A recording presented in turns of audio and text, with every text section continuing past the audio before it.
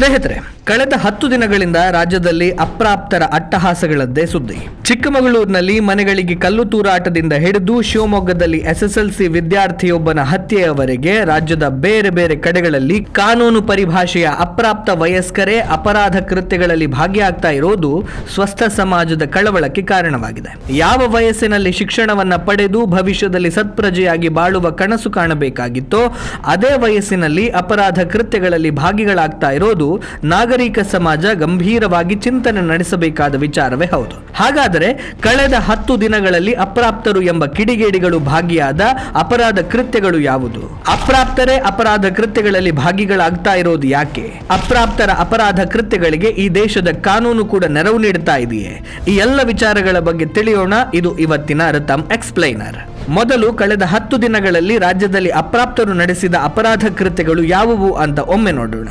February 17ರಂದು Chikkamagaluru ಜಿಲ್ಲೆಯ ವಿಜಯನಗರ ಬಡಾವಣೆಯ ಹಿಂದೂ ಮನೆಯೊಂದರ ಮೇಲೆ ಕಲ್ಲು ತೂರಾಟ ಪ್ರಕರಣ ನಡೆದಿತ್ತು. ಈ ಸಂಬಂಧ 6 ಜನ ಅನ್ಯಕೋಮಿನ ಆರೋಪಿಗಳನ್ನ ಬಂಧನ ಮಾಡಲಾಗಿತ್ತು. ಇದರಲ್ಲಿ 4 ಅಪ್ರಾಪ್ತರಾಗಿದ್ದರು. ಕಳೆದ ವಾರ ಕಲಬುರಗಿಯ ಚಿತ್ತಾಪುರದಲ್ಲಿ ಶಿವಾಜಿ ಜಯಂತಿಯ ಮೆರವಣಿಗೆಯ ಮೇಲೆ ಕಲ್ಲು ತೂರಾಟ ನಡೆಸಲಾಗಿತ್ತು.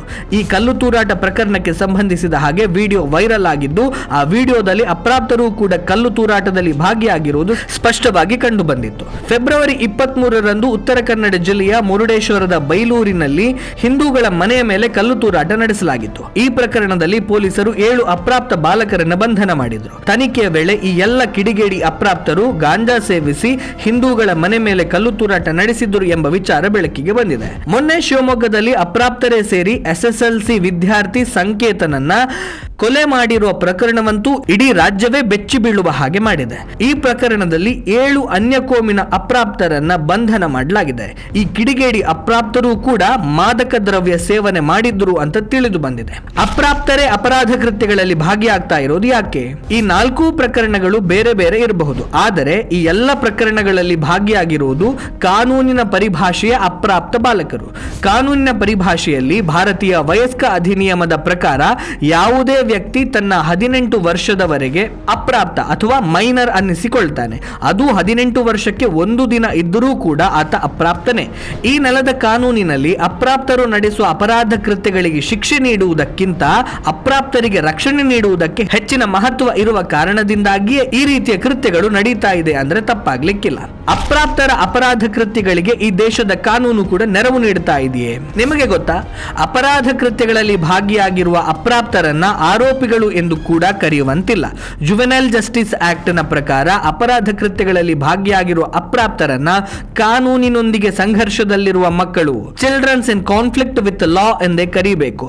ಈ ಅಪ್ರಾಪ್ತರ ವೈಯಕ್ತಿಕ ಮಾಹಿತಿಯನ್ನು ಎಲ್ಲೂ ಬಹಿರಂಗಪಡಿಸುವಂತಿಲ್ಲ. ಅಪರಾಧ ಕೃತ್ಯಗಳಲ್ಲಿ ಭಾಗಿಯಾಗಿರುವ ಅಪ್ರಾಪ್ತರನ್ನ ಪೊಲೀಸ್ ಕಸ್ಟಡಿ, ನ್ಯಾಯಾಂಗ ಬಂಧನದಲ್ಲೂ ಇರಿಸಿಕೊಳ್ಳುವಂತಿಲ್ಲ.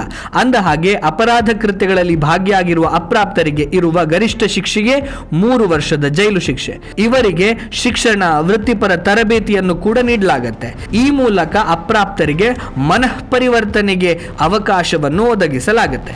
ದೆಹಲಿಯ ನಿರ್ಭಯ ಪ್ರಕರಣದಲ್ಲಿ 17 ವರ್ಷ ವಯಸ್ಸಿನ ಅಪ್ರಾಪ್ತನೊಬ್ಬ ಅಪರಾಧಿಯಾದ ನಂತರ ಅವನನ್ನ ಅಪ್ರಾಪ್ತ ಅಂತಲೇ ಪರಿಗಣಿಸಿ ಬಾಲಾಪರಾಧಿಗಳ ನ್ಯಾಯ ಕಾಯ್ದೆಯ ಪ್ರಕಾರ 3 ವರ್ಷಗಳ ಶಿಕ್ಷೆಯನ್ನು ನೀಡಲಾಗಿತ್ತು. 2015ರಲ್ಲಿ ಈ ಜುವೆನೈಲ್ ಜಸ್ಟಿಸ್ ಆಕ್ಟ್ಗೆ ತಿದ್ದುಪಡಿಯನ್ನ ತಂದು ಘೋರ ಅಪರಾಧಗಳ ಆರೋಪ ಹೊತ್ತಿರುವ 16ರಿಂದ 18 ವರ್ಷದ ಒಳಗಿನ ಅಪ್ರಾಪ್ತರಿಗೆ ಅವರ ಮಾನಸಿಕ ಮತ್ತು ದೈಹಿಕ ಸಾಮರ್ಥ್ಯದ ಆಧಾರದ ಮೇಲೆ ಅವರನ್ನ ಪ್ರಾಪ್ತ ವಯಸ್ಕರು ಅಂತ ಪರಿಗಣಿಸಲು ಅವಕಾಶವನ್ನು ಒದಗಿಸಲಾಗಿದೆ.